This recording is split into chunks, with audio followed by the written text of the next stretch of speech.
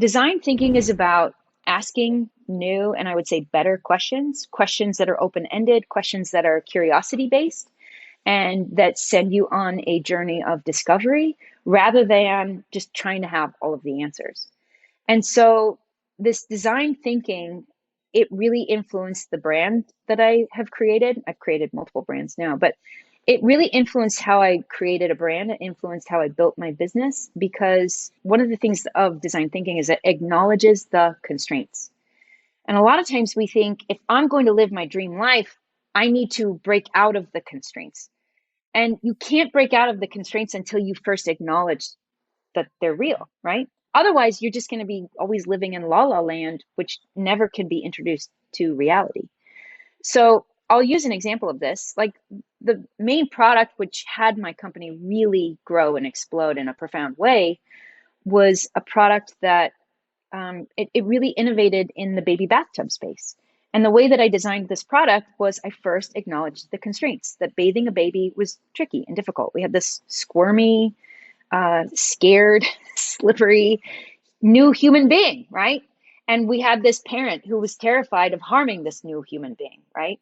And you're introducing water, and it's in a bathtub, and a lot of times the infant bathtubs, they're hard plastic. They're kind of bigger than the infant because the infants grow really fast. But in the beginning, they're really kind of jostling around in this hard plastic bathtub that's cold against their skin, right? That's shocking and terrifying. And they just want to be comforted in your arms, and you're trying to get them clean. You need to get them clean, but the water is new and the hard plastic, it's all intimidating. And so what I did is I took a piece of paper and I said, what do I want my ideal solution to have? And so I wasn't trying to solve the problem yet, right? I was beginning with the end in mind. So if I were to imagine somehow magically I had this ideal solution, what would it look like? And it would hang in store flat. It would be easy and convenient to set up with a brand new infant in one of my arms, right? So I would need to be able to set it up with one arm because I got a baby in the other arm. It would need to store beautifully. It would need to be comfortable against the baby's skin, and it would need to cradle the baby really, really well. It would also, ideally, if I'm the one giving the bath, I don't want to be leaning over a bathtub and be on my knees. I just gave birth, for heaven's sakes. Like, can I be at a comfortable bathing height so I'm standing up? And so, that might be saying, well, that's not possible. And you don't even have to ask that. So I just identified what I want my ideal solution to have. And then once you've identified the constraints, then you can kind of set the constraints aside.